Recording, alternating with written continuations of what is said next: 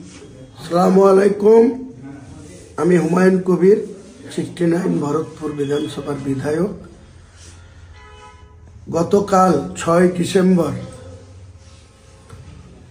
বেলডাঙ্গার ছেতিনিয়া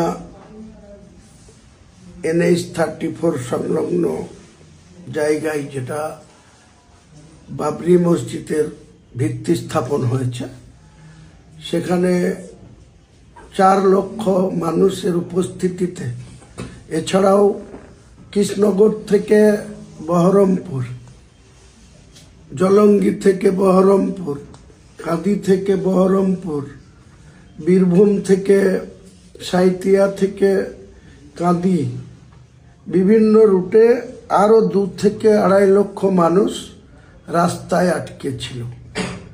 তাদের এতটাই আবেগ ছিল যে তারা সবাই ওই ভিত্তি স্থাপন জায়গায় পৌঁছাবার চেষ্টা করেছিল। প্রশাসনের একটা অংশের অসহযোগিতার সত্ত্বেও 4 লক্ষ মানুষ ওখানে উপস্থিত হয়েছিল এবং রাস্তায় 2 থেকে 2.5 লক্ষ মানুষ দিনভর তারা রাস্তায় ছিল।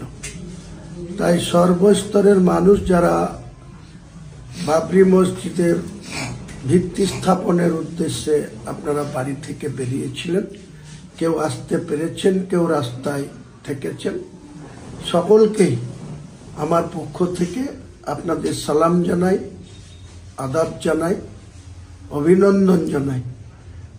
সুস্থভাবে এই বাবরি মসজিদের ভিত্তি স্থাপনটা আমি করতে পেরেছি আপনাদের সকলের সহযোগিতায়।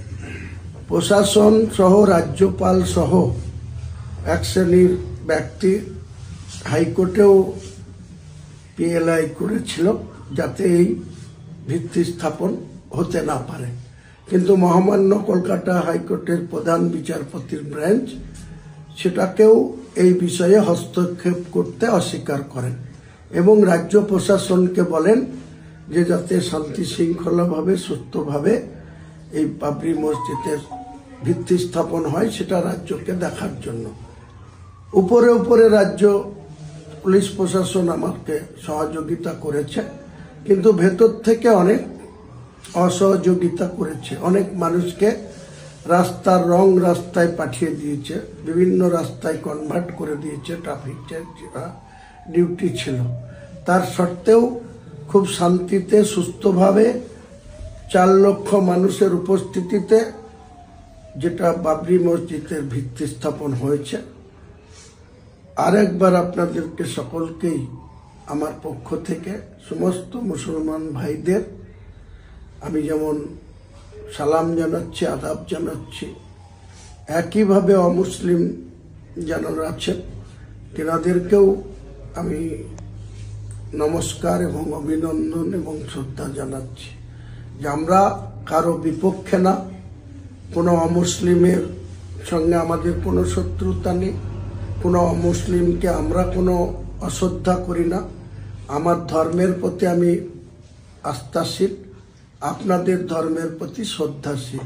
তাই সকলে মিলে আমরা একসঙ্গে সম্প্রীতি রেখে বসবাস করি। আপনারা মন্দির করবেন, আমি মসজিদ করব, এটাই ভারতবর্ষের সংবিধান। সেই